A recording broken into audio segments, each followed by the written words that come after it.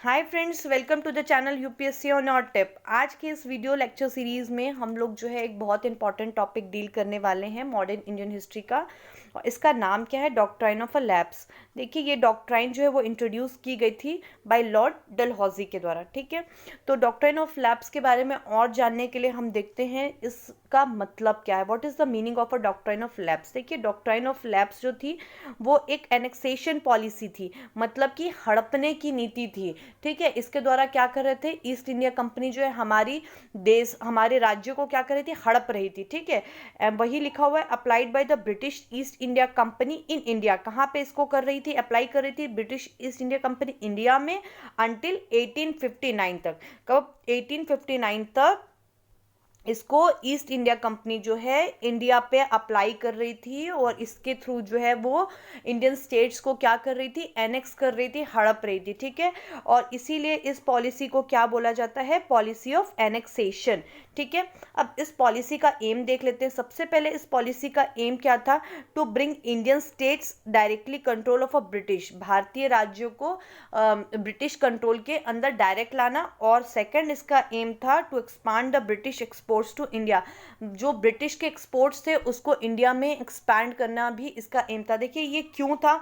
ये थोड़ा सा कंफ्यूजिंग लगेगा कि ये कैसे। देखिए, अगर एक बार जो है यहाँ पे ईस्ट इंडिया कंपनी जो है भारत के कई राज्यों को अपने अंदर ले लेती है, तो वो यहाँ का ट्रेड जो है वो कंट्रोल कर सकती है, और कर भी रही थी इनफैक्ट उस वक्त जो है ये कंट्रोल। और जो ब्रिटेन से सामान यहाँ आता था उसको वो चीप रेट पे बेचती थी, और जो कि यहाँ के सामानों पे वो ज़्यादा टैक्स लगाती थी। तो सबसे बड़ा एम तो इसका यही था कि to expand the British exports to India. आगे देखते हैं, आगे इस जो डॉक्ट्राइन का या पॉलिसी का हम जो कह सकते हैं इसके फीचर्स देखते हैं। देखिए, ठीक है, ये जो पॉलिसी है इसको सबसे ज़्यादा एसोसिएट किसके द्वारा किया जाता है? इसको एसोसिएट किया जाता है डलहौजी के द्वारा। जैसा मैंने आप लोगों को बताया कि ये पॉलिसी जो है वो इंट्रोड्यूस कौन किया था? लॉर्ड डलहौजी ने किया था। और लॉर्ड डलहौजी देखिए यहाँ पे गवर्नर जनरल रहे हैं 1848 से लेकर के 1856 तक। ठीक है, इसके पहले देखिए वेलेस्ली थे जो कि सब्सिडियरी अलायंस चला रहे थे, जो कि मैंने ऑलरेडी उसका एक वीडियो बना दिया है, आप लोग देख लीजिएगा, मैं डिस्क्रिप्शन बॉक्स में उसका लिंक दे दूंगी।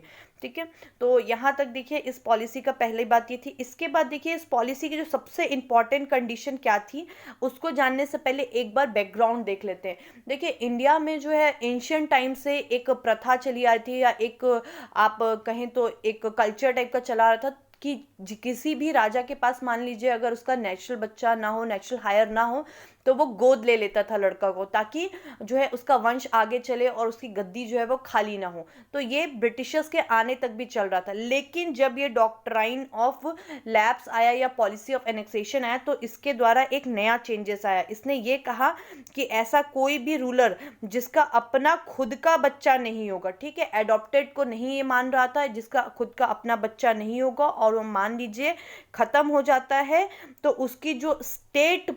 उसका स्टेट पे जो राज करने का अधिकार खत्म हो जाएगा, और वो स्टेट जो है डायरेक्टली ईस्ट इंडिया कंपनी का हो जाएगा। मतलब कि ये जो पॉलिसी है वो आपके एडॉप्टेड सन को नहीं मान रही है, या आपके एडॉप्टेड हायर को नहीं मान रही है। और यही आगे चलकर के इंडियंस को बहुत ज़्यादा फ्रस्ट्रेट कर दिया था ये पॉलिसी। इसके बाद देखिए सेकेंड इसका प्रोमिनेंट फीचर क्या था कि देखिए जिस भी रूलर का अपना हायर नहीं होगा वो डायरेक्ट क्या कर देगा, उसका स्टेट जो है वो डायरेक्टली ब्रिटिश को हैंडेड ओवर हो जाएगा। ठीक है, फिर मैंने आपको बताया था adoption of a child were not accepted. अगर रूलर ने क्या किया है, अगर चाइल्ड को अडॉप्ट किया है तो वो भी एक्सेप्टेड नहीं होगा। ठीक है, उसका फोर्थ पॉइंट है पॉलिसी जो है वो टाइटल को और पेंशन को भी कहीं ना कहीं ख़त्म कर रही थी। It ended the title and pension. इसके बाद दूसरी बात थी जो कि एडॉप्टेड जो हायर होगा वो सिर्फ और सिर्फ उसी प्रॉपर्टी को इनहेरिट कर पाएगा जो कि रूलर की अपनी पर्सनल प्रॉपर्टी थी। तो ये इसके कुछ इंपॉर्टेंट फीचर्स थे इस डॉक्ट्राइन ऑफ लैप्स के।